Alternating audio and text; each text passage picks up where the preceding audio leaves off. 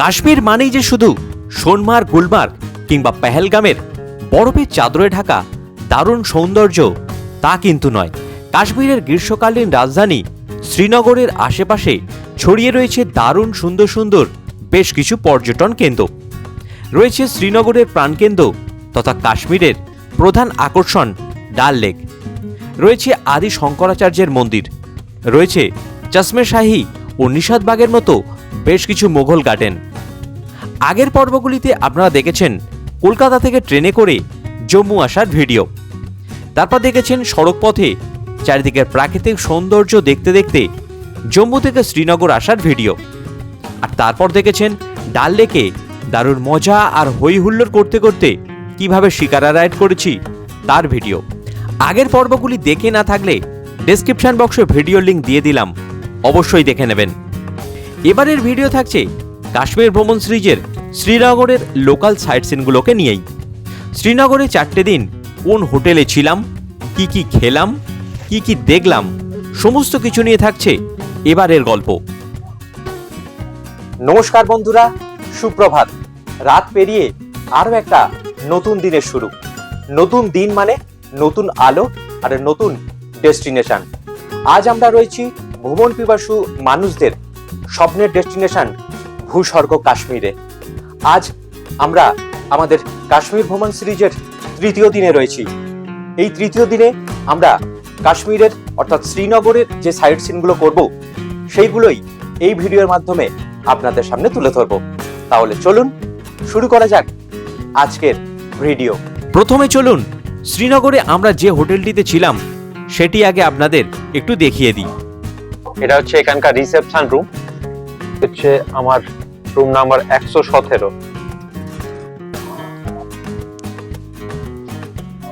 হোটেলের check in time রয়েছে দুপুর 2টোয় আর চেক আউট রয়েছে সকাল 11টায়।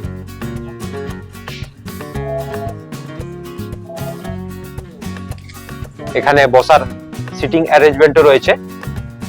এই হোটেলের নাম হলো হোটেল রয়্যাল হামজা, একদম ডাল লেকের সামনেই। হাঁটা পথে খুব বেশি হলে মাত্র 1 মিনিট। ভীষণ সুন্দর আর সাজানো গোছানো। চলুন আমার যে রুমটা রয়েছে সেটা দেখিয়ে দিই। আর এই হচ্ছে আমার রুম নাম্বার 117। এই হচ্ছে রুম, বেশ বড় আর পরিষ্কার পরিচ্ছন্ন। বড় সাইজের বেড রয়েছে। ফ্যামিলি নিয়ে আসুন কিংবা বন্ধু বান্ধব, 3 জন অনায়াসে এখানে শুতে পারবেন। 2টো কম্বল দিয়েছে, এটা একটা আর এটা একটা।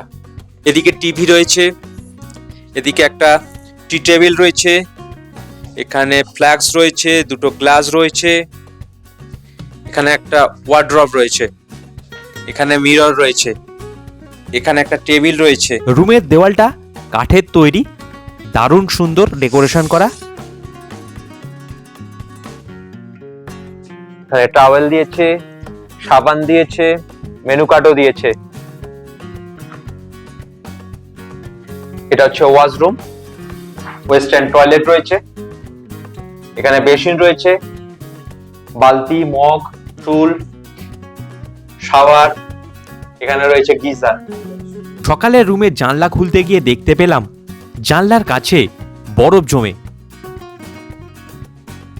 আর তারপর দেখলাম দারুণ সুন্দর একটা দৃশ্য। জানলা খুলেই সকালে এই ধরনের একটা সুন্দর দৃশ্য। জানলা থেকেই প্রকৃতির এত সুন্দর দৃশ্য দেখা, আর সঙ্গে গরম গরম চাই চুমুক দিয়ে মন তো ভরেই যাবে, সাথে সকালটাও দারুণভাবে শুরু হলো আমাদের। এই হোটেলের ডাইনিং প্লেসটাও ভীষণ বড়। বন্ধু বান্ধব কিংবা পরিবার নিয়ে আসুন কিংবা গ্রুপে আসুন, অনেকেই একসাথে বসে খেতে পারবেন। এখান থেকেই ব্রেকফাস্টে লুচি, ঘুগনি আর মিষ্টি খেয়ে শ্রীনগরের লোকাল সাইট সিনগুলো করতে বেরিয়ে পড়লাম। আমরা প্রথমে চলেছি আদি শঙ্করাচার্যের মন্দিরের দিকে। ডাল লেক থেকে আদি শঙ্করাচার্যের মন্দিরের দূরত্ব 13 কিলোমিটার। যেতে সময় লাগবে 20 থেকে 25 মিনিটের মতো। শ্রীনগরের সাইট সিনের একটি জনপ্রিয় এবং দর্শনীয় স্থান হল আদি শঙ্করাচার্যের মন্দির। শ্রীনগরে অবস্থিত হিন্দু ধর্মের এক অন্যতম মন্দির হল এই শঙ্করাচার্যের মন্দির। আমরা এই মুহূর্তে চলেছি শঙ্করাচার্যের মন্দিরের দিকে। এটা একটা ওয়াকিং ডিস্টেন্স, যেখানে আপনাকে নামিয়ে দেবে, অর্থাৎ পার্কিং লটে। ওখানে অনেক অটো রয়েছে, অটোওয়ালারা আপনাকে বিভিন্ন রকম ভাবে দাম বলবে, কিন্তু আপনি গাড়িতে আসতেও পারেন, মানে ওখান থেকে অটো নিতেও পারেন, আবার নাও নিতে পারেন, কারণ হাঁটা পথে মাত্র 2 মিনিট। আর এখানে এই শঙ্করাচার্যের মন্দির আসতে মাত্র আপনাকে 2 মিনিট আসতে হবে হেঁটে, ওই অটো স্ট্যান্ড থেকে। ওখান থেকেই অটো পেয়ে যাবেন। যারা হাঁটতে পারবেন না তারা অটো নিতে পারেন। আর এটা ছোট গাড়ির পার্কিং স্ট্যান্ড, যারা ছোট গাড়ি করে আসবেন তারা এখানে পার্কিং করবেন। এই মুহূর্তে আমরা প্রবেশ করেছি শঙ্করাচার্যের মন্দিরের ভিতরে। হিন্দু ধর্মের এক অন্যতম মন্দির হলো এই শঙ্করাচার্যের মন্দির। এর নামকরণ করা হয়েছে মহান আদি শঙ্করাচার্যের নামে। অনেকে আবার এই মন্দিরটিকে জ্যৈষ্ঠেশ্বর মন্দিরও বলে থাকেন। মন্দিরটি সপ্তাহের প্রতিদিন সকাল 7:30 থেকে বিকেল 4:30 পর্যন্ত খোলা থাকে। এখানে অনেকগুলো সিঁড়ি রয়েছে। মন্দিরটিতে উঠবার সময়তে 243টিরও বেশি সিঁড়ি পেরিয়ে ওপরে উঠতে হয়।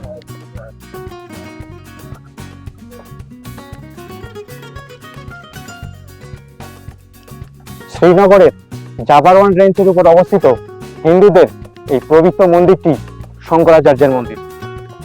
আর এখান থেকে দেখুন শ্রীনগর শহরের পুরো একটা ভিউ পাবেন।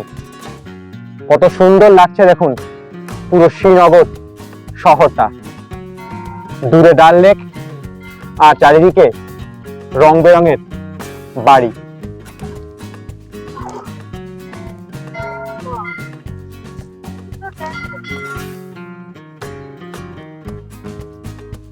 দেখুন একবার চারিদিকের ভিউটা, অসাধারণ লাগছে। চারিদিকের এই অসাধারণ প্রাকৃতিক সৌন্দর্য দেখতে দেখতে আমরাও চলে এসেছি শঙ্করাচার্যের মন্দিরের সামনে। এই হচ্ছে শঙ্করাচার্যের মন্দিরের চূড়াটা।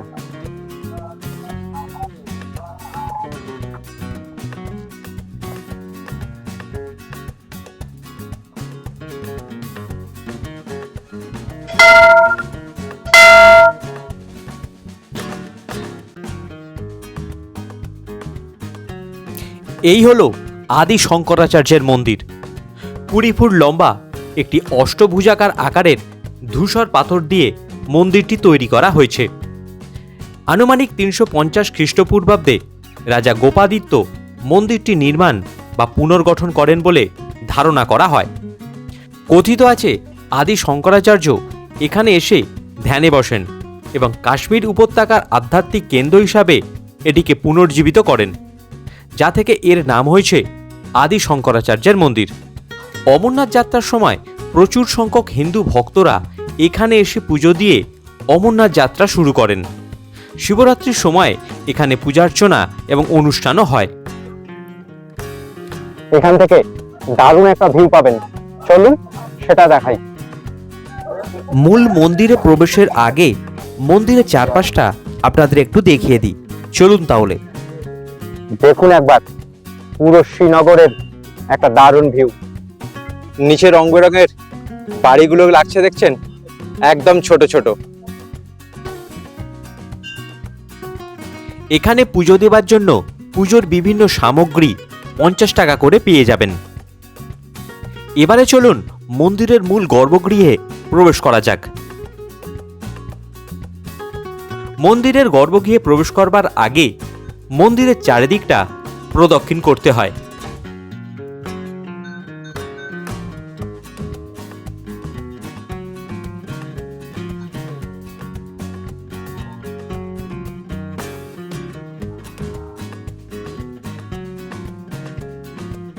আর চারিদিকটা প্রদক্ষিণ করবার সময়ে পুরো শ্রীনগর শহর এবং ডাল লেকের অপরূপ সুন্দর একটা ভিউ দেখতে পাবেন। দেখুন একবার সেই দৃশ্যটাই। মন্দিরের ভিতরে ফটোগ্রাফি কিংবা ভিডিওগ্রাফি সম্পূর্ণভাবে নিষিদ্ধ, তাই কোনো ছবি কিংবা ভিডিও দেখাতে পারলাম না। আদি শঙ্করাচার্য ছিলেন 8ম শতাব্দীর একজন ভারতীয় দার্শনিক, সন্ন্যাসী এবং ধর্মগুরু, যিনি অদ্বৈত বেদান্ত দর্শনের প্রধান প্রবক্তা হিসাবে পরিচিত। তিনি সারা ভারত ভ্রমণ করে তার জ্ঞান প্রচার করেন এবং দেশের চারদিক পূর্ব থেকে পশ্চিম, উত্তর থেকে দক্ষিণে 4টি প্রধান মঠ শৃঙ্গেরি, দ্বারকা, পুরী এবং যোশীমঠ প্রতিষ্ঠা করেন। ঐতিহাসিক এই মন্দিরকে দেখে একরা শ্রদ্ধা ভক্তি নিয়ে প্রণাম করে আসার পথে মন্দিরের পাশেই দেখলাম যেখানে আদি শঙ্করাচার্য ধ্যান করেছিলেন সেই জায়গাটি।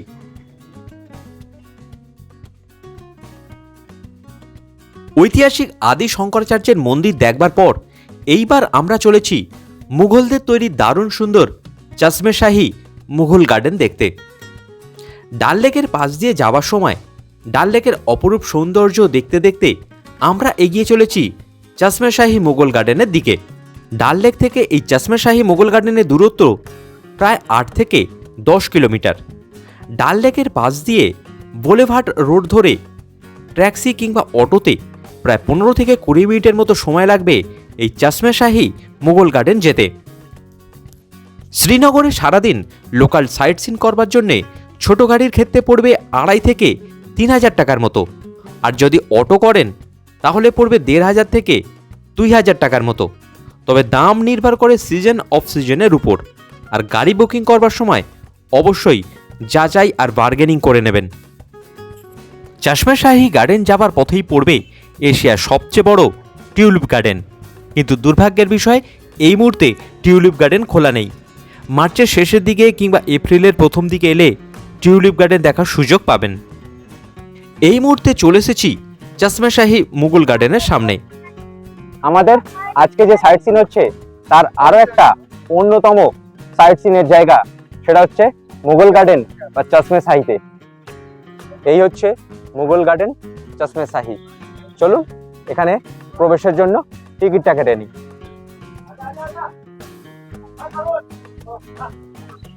টিকিট কেটে নিয়েছি, চলুন এবার ভিতরে প্রবেশ করা যাক।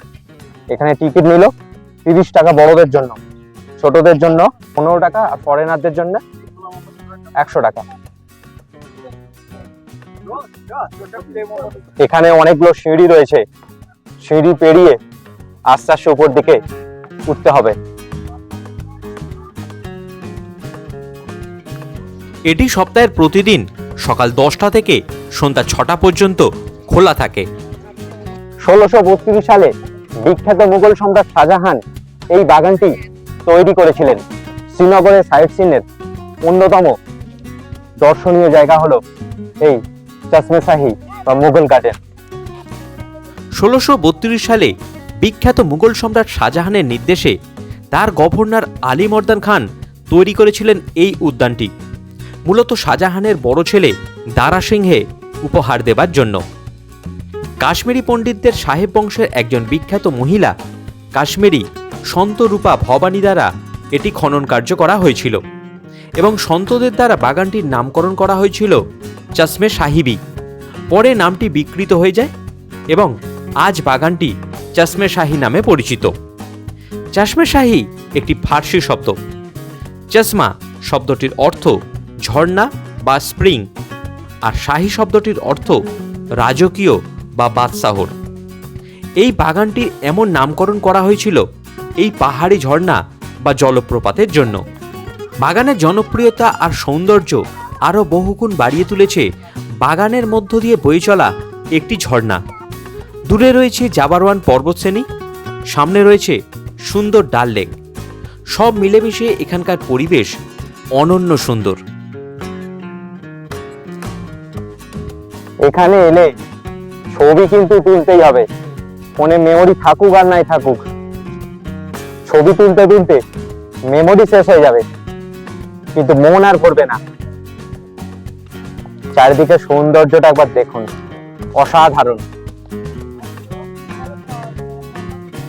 আর এই যে গাছগুলো রয়েছে না, এই গাছগুলোর নাম হচ্ছে চিনার গাছ। এপ্রিল কিংবা মে মাসে আপনি যখন আসবেন না, এই যে গাছগুলো, এই গাছগুলো একদম সবুজ হয়ে যাবে, তার সৌন্দর্য অসাধারণ। এইখানে ঝর্ণার 3টি ভাগে বিভক্ত। প্রথম অর্থাৎ বাগানের উপরের ধাপে একটি কাশ্মীরি ধাঁচের কুঁড়েঘর রয়েছে, আপনারা দেখতেই পাচ্ছেন। এই দেখুন, যেখানে পাহাড় থেকে জল নেমে আসছে। এরপর সেই জল দ্বিতীয় ধাপে এসে বয়ে চলেছে। দ্বিতীয় ধাপের মাঝখানে একটা একটা বড় ফোয়ারাও রয়েছে। আবার এখান থেকে জল তৃতীয় ধাপে এসে প্রবাহিত হয়ে ডাল লেকে পড়ছে। এই জায়গাটির সৌন্দর্য সত্যি অসাধারণ। বাগানের চারিদিকটা নানা ধরনের ফল, ফুল আর চিনার গাছ দিয়ে সাজানো। 108 মিটার লম্বা এবং 38 মিটার প্রশস্ত বাগানটির 1 একর জমি জুড়ে বিস্তৃত এবং শ্রীনগরের 3টি মুঘল গার্ডেনের মধ্যে সবচেয়ে ছোট মুঘল গার্ডেন হলো এটি। অন্য দুটি হলো শালিমার গার্ডেন আর নিশাদ গার্ডেন। এই গার্ডেনটির ভিতরে একটি মিষ্টি জলের ঝর্ণাও রয়েছে। এই ঝর্ণার নাকি ঔষধি গুণও রয়েছে। জানা যায় একবার নাকি শাহজাহানের স্ত্রী মমতাজ অসুস্থ হয়ে পড়েন এবং বিশ্বের সেরা ডাক্তারদের দ্বারাও তার রোগ সারানো যায়নি। তখন সম্রাটকে তার স্ত্রীকে নিয়ে হাওয়া বদলের পরামর্শ দিয়েছিলেন। এরপর চশমে শাহির এই মিষ্টি জলপান করার ফলেই মমতাজের রোগ সেরে যায়। এরপর থেকে এখানকার জল পবিত্র বলে অনেকে পান করতে শুরু করে।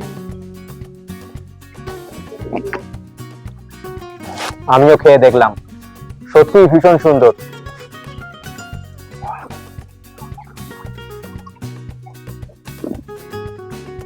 একটা সময় সম্রাট শাহজাহান এইখানে হাঁটাচলা করত, আর এখন আমরা হাঁটাচলা করছি। ভাবতে অবাক লাগছে কত সুন্দর এই প্রকৃতি। আর এই প্রকৃতির টানেই তো সম্রাট শাহজাহান এসেছিলেন এখানে। এইখানে এই ধরনের কাশ্মীরি পোশাক পরে আপনারা ফটো তুলতে পারেন। এই দেখুন এখানে যেরকম একজন ফটো তুলছে।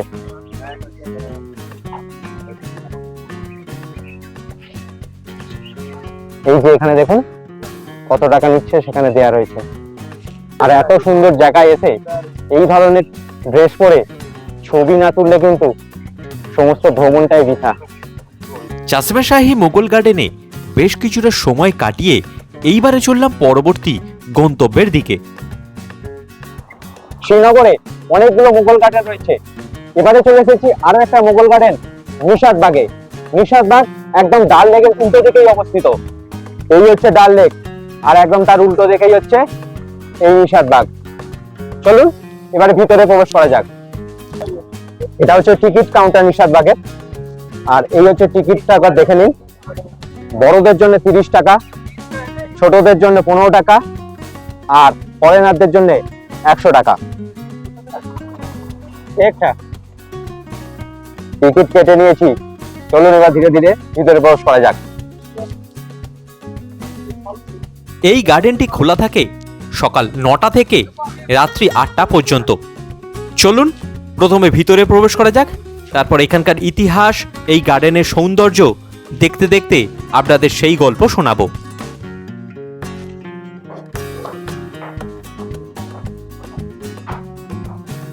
নিশাদ বাগ হল ভারতের জম্মু ও কাশ্মীরের কেন্দ্রশাসিত অঞ্চল শ্রীনগরের কাছে ডাল লেকের পূর্ব দিকে একটি মুঘল গার্ডেন। এটি কাশ্মীর উপত্যকার দ্বিতীয় বৃহত্তম মুঘল গার্ডেন।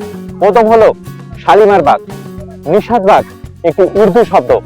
নিশাদ শব্দের অর্থ আনন্দ, আর বাগ শব্দের অর্থ বাগান, অর্থাৎ আনন্দের বাগান।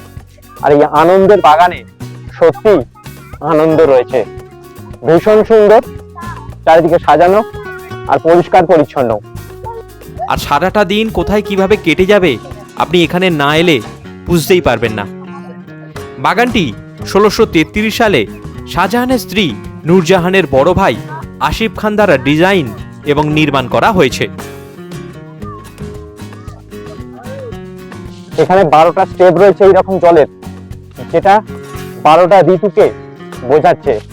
12টা যে ঋতুচক্র রয়েছে সেই ঋতুচক্রের প্রতীক হিসাবে এই 12টা ঝর্ণাটাকে ব্যবহার করা হয়েছে। এখন জল নেই, কিন্তু যখন বর্ষাকাল থাকে না তখন এটা দিয়ে জল বেরিয়ে চলে যায়, গিয়ে একদম সোজা ডাল লেকে গিয়ে পৌঁছয়। পিছনে জাবারওয়ান পর্বতমালা, সামনে ডাল লেক। আর এই যে গার্ডেনটা রয়েছে এর সামনে দিয়েই বয়ে চলেছে একটা ন্যাচারাল স্প্রিং। এটিকে কেন্দ্র করেই গড়ে উঠেছে এই সুন্দর নিশাদ বাগ। কি অপূর্ব সুন্দর, তাই না? দেখুন একবার চারিদিকটা। তাই এই উদ্যানটিকে সিটি অফ জয় বলা হয়। 19 হেক্টর জায়গা জুড়ে তৈরি হয়েছে এই গার্ডেনটি। মুঘল গার্ডেনের শৈল্পিক ভাবনা, প্রকৃতির প্রতি নিবিড় ভালোবাসার ছবি প্রতিটা কোনায় কোনায় ফুটে উঠেছে কাশ্মীরের মুঘল গার্ডেনগুলিতে। এখানে আসার সেরা সময় বসন্তের শেষের দিকে, অর্থাৎ এপ্রিল থেকে জুন মাসে। এই সময়ে এই জায়গাতে এলে বাগানটি বিভিন্ন ফুলে সাজানো, বিভিন্ন টিউলিপ কিংবা অন্যান্য ফুলে ভরে ওঠে। তার রূপ অনন্য সুন্দর। তাই অবশ্যই এপ্রিল কিংবা মে মাসে আসুন আর কাশ্মীরের সৌন্দর্য উপভোগ করুন। চারিদিকের সৌন্দর্যে মুগ্ধ হয়ে নিজের কয়েকটা ছবিও তুলে নিলাম। তারপর ফিরে চললাম হোটেলের দিকে লাঞ্চের জন্য। লাঞ্চের মেনুতে ছিল ভাত, সবজি ডাল, স্যালাড, আলু উচ্ছে ভাজা, শাকের তরকারি, মাছ, চাটনি আর পাঁপড়। এসব খেয়ে কিছুটা রেস্ট নিয়ে সন্ধ্যায় হোটেল থেকে এগ চাউমিন খেয়ে বেরিয়ে পড়লাম শ্রীনগরের বিখ্যাত লালচক মার্কেটে।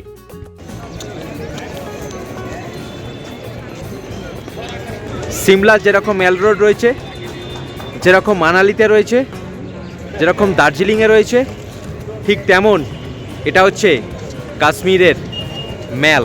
এখান থেকে কম দামে শীতের পোশাক, কাশ্মীরি শালসহ বিভিন্ন গিফটের জিনিস কিনতে পারেন। সারাদিনটা শ্রীনগরের লোকাল সাইট সিনগুলো দারুণভাবে ঘুরে, খাওয়া দাওয়া করে আর কেনাকাটা করে কাটল। এরপর ডিনার সেরে এক গ্লাস ক্লান্তি নিয়ে পরের দিনে গুলমার্গ যাবার জন্য তাড়াতাড়ি শুয়ে পড়লাম।